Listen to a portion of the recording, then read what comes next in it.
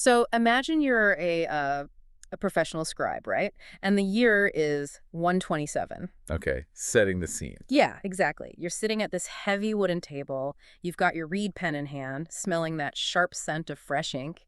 And you've just been hired to copy a brand new manuscript by, well, the absolute most famous doctor in the entire world. A Persian polymath named Avicenna. Right, Avicenna. And the title of this highly anticipated book is The Cure.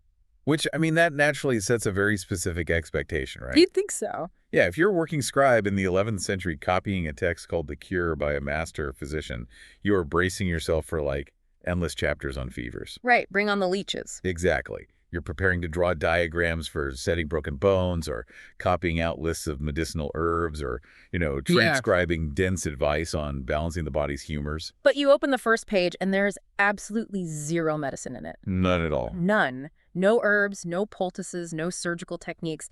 Instead, the very first chapter plunges straight into logic. Yeah, and then it moves into the physical sciences, astronomy, mathematics, and finally, it scales this massive, incredibly dense mountain of pure metaphysics, questioning the very nature of existence itself. I mean, you can almost picture the poor scribe flipping back to the title page, convinced he, grabbed the wrong stack of parchment from the master's desk. He must have thought the greatest doctor alive had just completely lost his mind. But Avicenna knew exactly what he was doing. He always did. Right. He wrote a massive book of healing that could not set a single bone, entirely on purpose, because he believed the most dangerous, fatal sickness a human being could suffer from wasn't a physical disease at all. And that bizarre historical moment is exactly where we begin today's deep dive. Yes, it is. We're going to explore why a genius physician would prescribe pure philosophy as a medical treatment. But we are doing this through a very specific modern lens. We are diving into a brilliant 2026 book by Boris Kriger called The Metaphysics of Healing, Avicenna and the Medicine of Being. And what makes this source material so incredibly compelling is, well, it's Boris Kriger's originality. Oh, absolutely. Kriger is a philosopher of interdisciplinarity, and he completely rejects the rigid academic boundaries we've set up today. Right, the ones where science is in one sterile box, philosophy is in another box. And psychology is just somewhere down the hall, yeah. Yeah. He doesn't just write a dusty historical biography of an 11th century figure. No, not at all. Kriger takes Avicenna's ancient framework and aims it squarely at you, the modern listener. He extracts this 1,000-year-old diagnosis and applies it as a direct mirror to today's crises. Which is just so fascinating. So we are going to use Kriger's original insights to examine, modern burnout, the way our healthcare system completely fragments us into separate biological parts, and the profound limits of relying on tireless AI machines to do our healing for us. It's a huge topic. But to understand why Avicenna prescribed philosophy as a medicine, you really first have to understand the prodigy who blurred the lines between the two. Oh, man. Yeah, genius feels like an understatement when you look at his early life. By the time Avicenna was 10 years old, living in Bukhara, which is in modern-day Uzbekistan, he had memorized the entire Quran. Just incredible. And by 17, he was such a renowned physician that he was summoned to treat a powerful regional king. And he actually cured him, right? He did. He cured this ruler. And as his reward, he didn't ask for gold or land or anything typical. He asked for access to the royal library. Which is, the ultimate VIP pass for someone obsessed with learning. He gets into this treasure house of ancient manuscripts, works that existed nowhere else in the world, and he basically just inhales them. But then tragedy strikes. The royal library burns to the ground. Oh, that hurts to even think about. I know. And because of the intense political chaos of the time, his family's stable life collapses entirely, and he becomes a wandering refugee. So all that knowledge. Right. This meant the vast, irreplaceable library he had just absorbed could only exist in one place. His mind. Exactly. He spent the rest of his life moving from city to city, hiding from armies, sometimes writing 50 pages a day on horseback or while sitting in a prison cell. He literally carried the sum total of human knowledge on his shoulders. It's an unfathomable feat of memory. But here's the detail Kriger highlights that changes everything. Despite having this flawless mental hard drive, Avicenna hit a massive wall. The Aristotle struggle. Yes. He gets his hands on Aristotle's Metaphysics. He reads it. He doesn't get it. He reads it again. Still nothing. It's notoriously difficult. Right. But he reads it 40 times. 40. Yeah. He practically has the entire text memorized word for word, but he confesses he simply cannot understand what Aristotle is actually talking about. The information just sat in his mind like a locked door. I mean, he'd perfectly mapped every grain of wood on that door, but he didn't possess the key to open it. It is the equivalent of having the most powerful computer hardware in the world, perfectly storing petabytes of raw data, but you're missing the crucial software update required to actually open the files. That's a great way to put it. You have all the information, but it is completely useless to you. And the way he finally got that software update was a stroke of pure luck. He is walking through a marketplace, and a bookseller practically forces him to buy a cheap, unwanted commentary on Aristotle. Written by an earlier philosopher named Al-Farabi, right? Exactly. So Avicenna takes it home, reads it, and suddenly the door swings open. The concepts instantly resolve into meaning. I read that he was so overwhelmed with relief and joy that he wept, and the very next day he went out and gave alms to the poor in gratitude. Yeah, he really did. And Kriger uses this specific experience to show how Avicenna learned a vital, lifelong lesson. There is a massive gulf between memorizing information and actually understanding it. Right. That gap between possessing raw data and comprehending the underlying reality, that became the entire foundation of his medical philosophy. True healing requires deep comprehension. Information alone will not save you. So let's see how that distinction actually played out when he treated his patients, because he clearly saw the human body differently than the doctors around him. Oh, fundamentally differently. He goes on to write The Canon of Medicine, which is a 5-volume encyclopedia that was so profoundly organized it became the standard medical textbook in European universities for 6 centuries. 6 centuries. An unprecedented run for a medical text. But the whole work was built on a specific structural philosophy. Avicenna operated within the ancient Greek system of the 4 humors. Blood, phlegm, yellow bile, and black bile. Right. For him, health was fundamentally about balance and order among these elements. Illness was simply disorder. But wait, I have to jump in here. If the literal science here, like the idea that a fever is just your yellow bile acting up, is completely objectively debunked, Which it is. right, then why are we looking to him for medical philosophy today? I mean, why shouldn't we just write his theories off as an ancient curiosity? That is the million-dollar question. And Kriger tackles that exact skepticism brilliantly. He points out that while Avicenna's specific chemical variables were wrong, his structural philosophy was enduringly right. Okay, how so? Avicenna recognized something modern medicine is only just starting to fully relearn. The mind and the body are not separate, isolated machines. They are so tightly interwoven that a sickness in the soul can literally waste the flesh. The body is not always the primary patient. Exactly. And the case studies Kriger shares from Avicenna's actual practice prove this in such a spectacular way. Let's talk about the famous case of the cow prince, because that one is wild. It really is. So a powerful prince, Majdaladullah, was suffering from a severe, immobilizing melancholy. He had fallen into a deep delusion, entirely convinced that he was a cow. He was literally mooing. Mooing, refusing all human food, and constantly begging his attendants to take him to the slaughterhouse and make him into a good stew. Just a good stew. And all the other doctors were trying to argue with him, right? Yeah. Telling him he was a human prince and forcing him to eat his dinner, which obviously did absolutely nothing. Because you cannot argue away a sickness of the soul with brute logic. So Avicenna arrives, and instead of fighting the delusion, he enters it completely. He walks into the room, loudly sharpening a knife, and announces himself as the butcher. I just love this image. He has the prince bound and laid on the ground.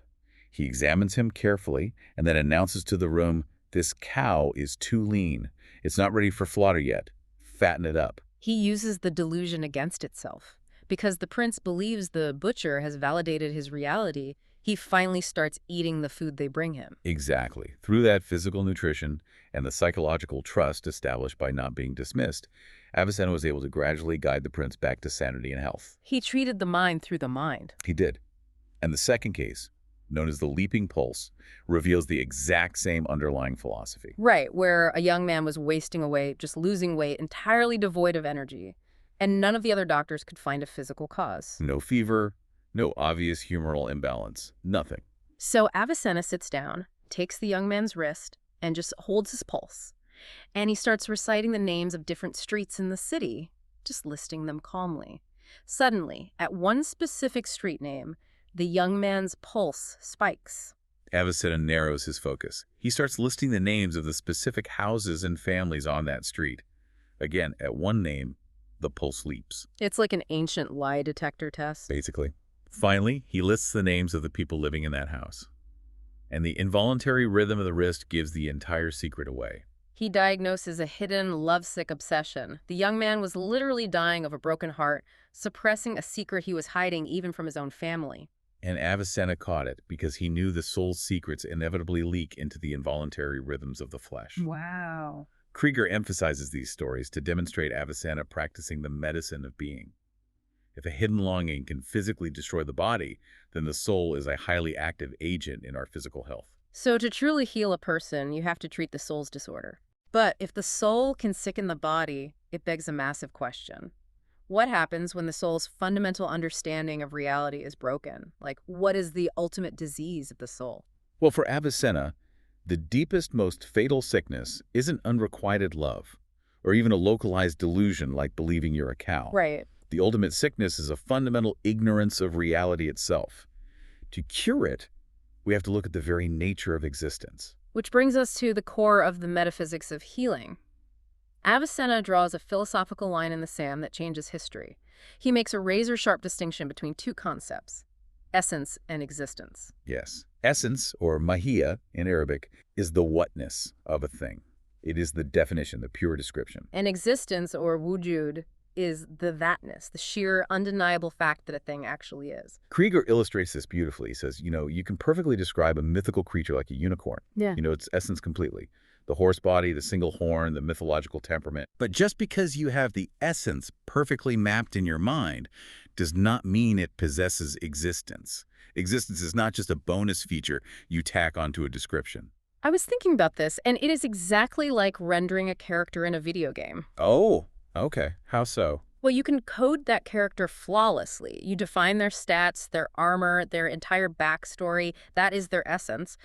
But until the game engine actually processes that code and renders the character into the live, playable world, they have absolutely zero existence. That's a perfect analogy. Existence is the power turned on. Right. And Avicenna looks around the physical world and realizes that everything around us is like that character. Trees, horses, human beings. There is nothing in our essence, our definition as humans, that guarantees our existence. We aren't guaranteed to be rendered. Exactly. We are what he terms contingent or possible beings. Kriger uses a striking image here. He says every ordinary thing in the universe is like a coin balanced perfectly on its edge. I love that visual. Right. It occupies this fragile middle ground. The coin doesn't fall by its own logic. There is nothing in the coin's nature that dictates it must stand or fall. It requires an outside hand to tip it into reality. Meaning every single thing in the universe is essentially a borrowed existence. We are a vast chain of tipping coins, holding on to an existence that isn't naturally ours. And logically, a chain of borrowers doesn't explain where the currency originally came from. If every existence in the universe is borrowed, who is the original lender? There has to be an unborrowed source. There has to be. This leads to Avicenna's famous proof of the truthful.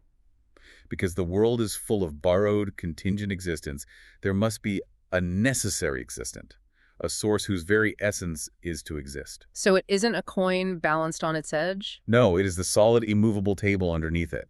This necessary existent holds the entire chain of reality together. Okay, but how does this metaphysical proof actually function as a medical treatment? Like, why does realizing this cure the soul? Think about the psychological burden of moving through life, assuming you are the source of your own existence. If you walk through the world, taking your existence for granted, never realizing you are a balanced coin, your soul is steeped in ignorance and arrogance. You think you're the table. Exactly. You are spiritually disordered. Realizing your existence as a borrowed gift from a necessary source induces a profound humility. It reorients your entire value system. To understand the actual structure of reality and your fragile place within it is to be fundamentally healed. This brings us directly into the modern hospital, which is where Boris Kriger's original contribution truly shines. He takes this 1,000-year-old philosophical cure and uses it to diagnose our contemporary medical crises. Kriger asks a vital question. What happens when we apply Avicenna's definitions of order and disorder, of body and soul, to the way we practice medicine today? Right. And he starts by analyzing what he calls the tireless machine. We are rapidly entering an era dominated by AI diagnostic systems.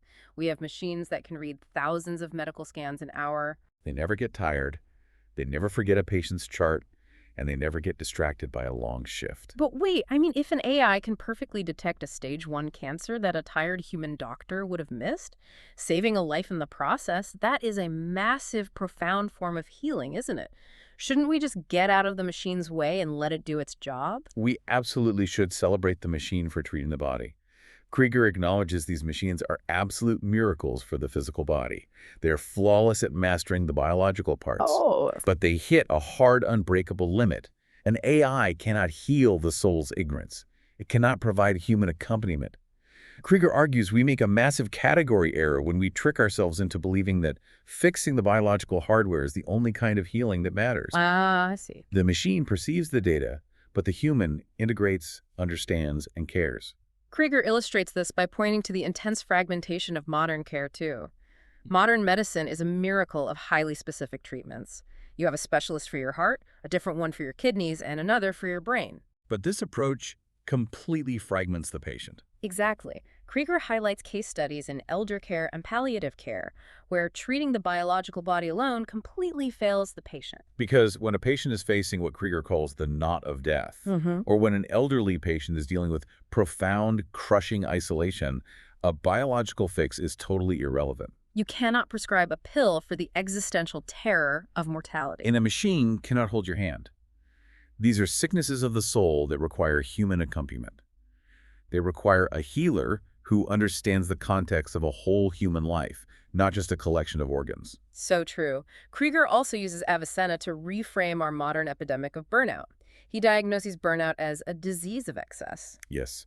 Just as Avicenna looked for physical humoral imbalances like too much yellow bile causing a fever, Kriger says modern burnout is a severe loss of balance in the soul. We allow a single value, like relentless work output or financial success, to completely tyrannize the rest of our existence. And the soul becomes entirely disordered because it is ignoring its other vital needs, connection, meaning rest.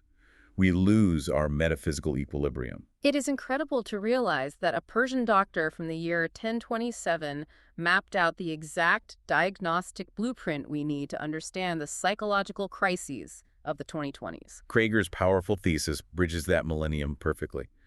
Avicenna was a doctor who looked at the entirety of reality and decided the whole thing was his patient. Health is order, illness is disorder. And true healing is the soul's deep, humble comprehension of its contingent place in the universe. We've covered a massive amount of ground today. We started with a prodigy memorizing texts in a burning library, looked at a prince who believed he was a cow. Still my favorite part. Yeah, unpacked the fundamental difference between our essence and our borrowed existence, and saw how an ancient philosophy diagnoses the limits of our modern AI medical machines. Boris Kriger's work reminds us that while our technology can scan our flesh with perfect precision, it can never accompany our souls.